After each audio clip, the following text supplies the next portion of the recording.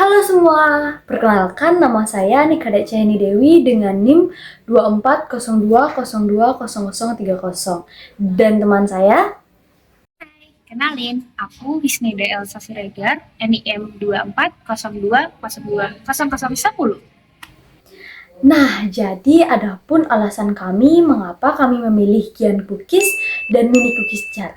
Karena kedua produk ini memiliki daya tarik visual yang kuat sehingga cocok pada tren pasar saat ini. Dengan produk yang mengutamakan keunikan, personal, dan tentunya Instagramable.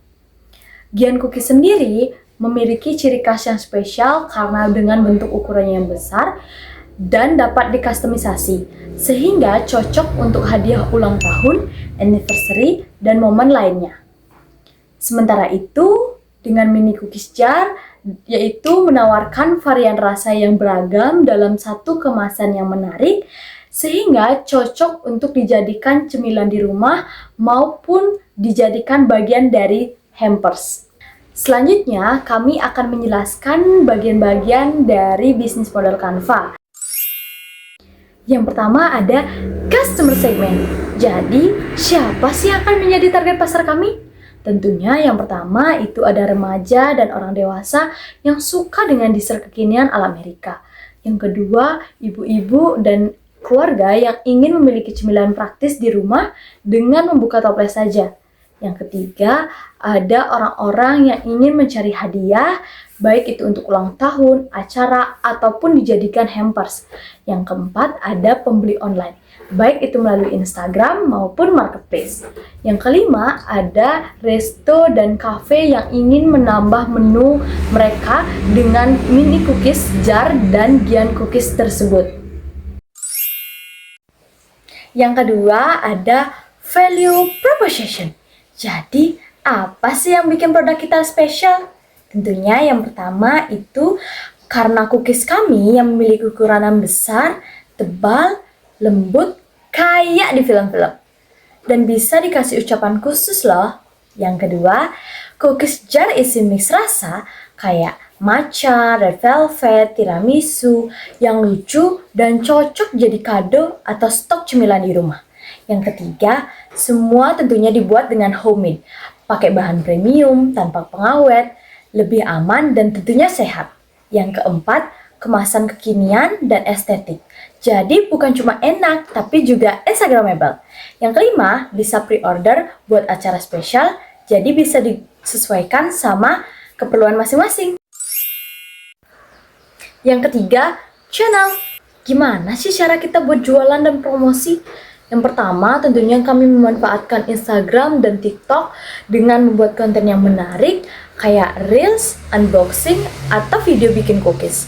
Yang kedua, punya website jualan sendiri, atau pakai marketplace, kayak Shopee ataupun Tokopedia. Yang ketiga, jualan langsung, baik itu lewat bazar, pop-up store, atau titip jualan di kafe lokal. Yang keempat, kirim pakai ojek online, biar cepat sampai. Yang kelima, bisa juga nih lewat chat di WhatsApp atau Instagram, baik untuk order ataupun hanya sekedar tanya-tanya. Yang keempat, ada customer relationship. Jadi, gini nih cara kita buat selalu dekat dengan pelanggan. Yang pertama, selalu fast respon kalau ada yang nanya lewat DM ataupun WhatsApp. Yang kedua, sering adain promo dan giveaway biar makin seru tentunya. Yang ketiga, adain program royalitas, kayak diskon di pembelian kelima ataupun dapat member card. Yang keempat, kita dorong nih pelanggan buat upload foto atau produk kami. Nanti bisa dapat voucher, jadi sambil promosiin produk kami juga. Oke, kali ini aku bakal jelasin mengenai revenue stream. Apa sih itu? Secara sederhana, revenue stream itu bagaimana cara perusahaan menghasilkan pendapatan. Nah, revenue stream kita yang pertama ada penjualan eceran cookies Giant dan juga jar. Ini bisa jadi ide buat kalian yang bosan kalau ngasih hadiah atau hampers, cake mulu.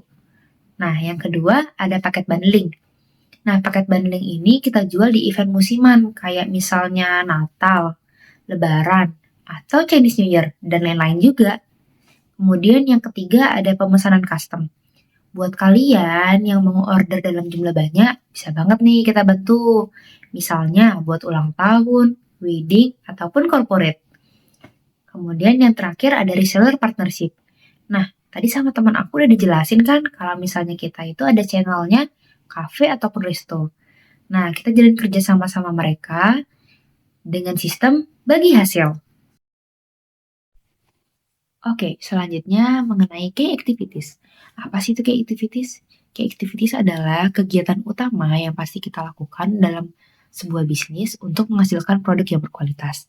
Yang pertama itu ada produksi dan pengemasan cookie, mulai dari pembuatan cookies, packaging, hingga sampai ke tangan kalian. Yang kedua ada promosi di media sosial. Kita menggunakan media sosial seperti Instagram atau TikTok dan juga Marketplace untuk meningkatkan brand awareness. Yang ketiga ada pengelolaan pesanan dan pengiriman, menerima pesanan melalui online dan juga berkoordinasi dengan kurir terkait pengirimannya. Yang keempat ada R&D varian rasa baru dan seasonal flavor. Nah, dunia kuliner ini gak pernah habis sama yang namanya inovasi. Jadi kita perlu R&D dulu sebelum kita melaunchingkan suatu produk baru. Yang terakhir ada quality control dan pengelolaan stok. Nah, kita harus jaga terus nih kualitas produknya dan juga harus memastikan bahwa bahan bakunya itu selalu tersedia. Oke, kita lanjut ke key research. Apa sih itu? Key research adalah sumber daya yang kita butuhkan dalam melakukan operasional bisnis. Jadi, key research kita yang pertama itu ada dapur produksi dan peralatan baking. Tentunya kita butuh dapur untuk produksinya dan juga alat-alatnya seperti oven, mixer, dan lain-lain. Yang kedua ada resep eksklusif dan bahan baku premium. Nah, kita ingin mengembangkan resep yang bisa menjadi pembeda dari pesaing-pesaing lainnya. Yang ketiga ada tim produksi dan packaging. Tentunya kita butuh SDM yang membantu kita dalam pengemasan, produksi, dan juga packaging. Kemudian selanjutnya ada desain branding dan kemasan. Nah, ini menyesuaikan dengan tema kita dari warna tone, font, dan lain-lainnya. Kemudian ada channel digital marketing, kita butuh sosmed dan juga e-commerce untuk penyaluran dan marketingnya. Nah, kita lanjut ke key partnership. Key partnership adalah pihak luar yang membantu bisnis kita berjalan lebih lancar dan efisien. Nah, yang pertama kita butuh supplier. Tentu dong kita butuh supplier bahan baku seperti misalnya tepung, coklat, butter, dan lain-lainnya.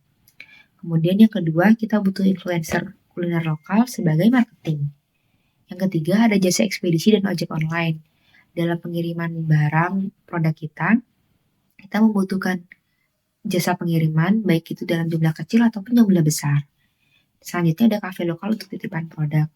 Nah, kita juga kerjasama nih sama kafe atau resto lokal, supaya memperluas pasar offline kita dan mudah ditemui. Yang kelima ada vendor cetak label dan kemasan. Nah, kita kan butuh packaging nih, ataupun kalau misalnya ada packaging custom, tentunya kita butuh cetak baru dong. Nah, kita butuh vendor ini, gitu. Oke, kali ini kita bahas mengenai cost structure. Nah, secara singkat, cost structure itu segala biaya yang kita keluarkan dalam menjalankan bisnis ini. Yang pertama, tentunya kita butuh biaya bahan baku seperti tepung, butter, coklat, dan lain-lainnya. Nah, yang kedua, kita mengeluarkan gaji staf produksi dan operasional karena mereka yang membantu kita menjalankan bisnis ini. Dan yang ketiga ada biaya promosi seperti ads, konten, dan juga endorsement. Kemudian ada biaya pengiriman, baik itu pengiriman bahan baku ataupun pengiriman produk kepada customer. Nah, kemudian yang terakhir ada biaya peralatan dan listrik dapur. Kita membutuhkan equipment tersebut untuk menjalankan suatu bisnis kita dan juga setiap bulannya kita butuh untuk membayar listrik dapur. Nah, itu dia penjelasan bisnis modal Canva dari produk kami. Jika ada salah kata, mohon dimaafkan ya. Terima kasih semua. Bye-bye.